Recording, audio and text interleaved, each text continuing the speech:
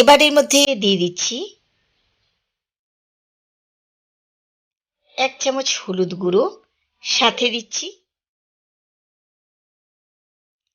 1 চামচ ধনে গুঁড়ো, আর খুব ভালো কালারের জন্য এখানে দিচ্ছি কাশ্মীরি রেড চিলি পাউডার।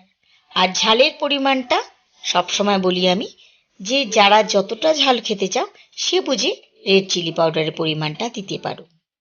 এবার সবকিছু গুঁড়ো মশলা একসাথে একটুখানি কষিয়ে নিচ্ছি।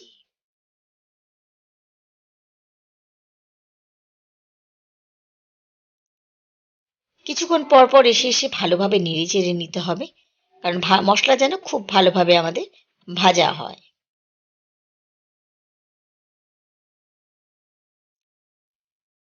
তো এখানে কিন্তু মশলা আমার ভালোভাবে ভাজা হয়ে গেছে। দেখো মশলা এক জায়গায় চলে এসেছে আর ওপরে কিন্তু তেল ছেড়ে আসছে। এই অবস্থাতেই এবার দিয়ে দিচ্ছি আমাদের ম্যারিনেট করা চিকেন। এবার কিন্তু গ্যাসের ফ্লেম একদম কমিয়ে দিতে হবে, লো টু মিডিয়ামের মাঝে রেখে আমাদের এই রান্নাটা করতে হবে। একদম পুরোটাই কিন্তু এভাবে এখন শুধু কষাতে হবে, এছাড়া কিন্তু এর মধ্যে বাড়তি আর কোনো কাজই নেই।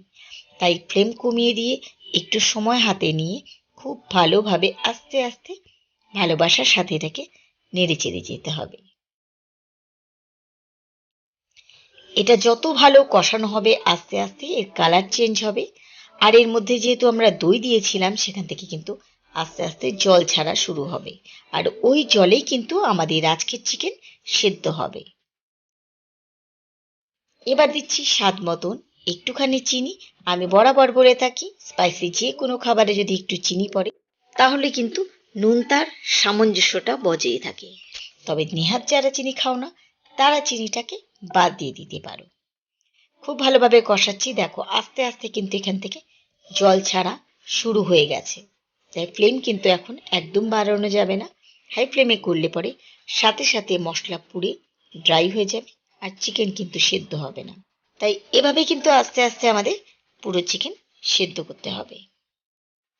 আর আমি আজকে রান্নাটা সাদা তেলে করছি, তোমরা চাইলে এটাকে সর্ষের তেল দিয়ে করতে পারো, তাহলেও কিন্তু টেস্ট খুব ভালো হয়। তো এখানে দেখো যে জলটুকু বেরিয়েছে এটাকেই কিন্তু আমরা এর মধ্যেই চিকেন কষিয়ে যাব।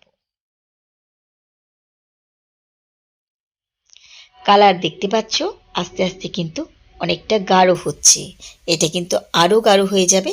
আর তেলের পরিমাণ যেটা বলি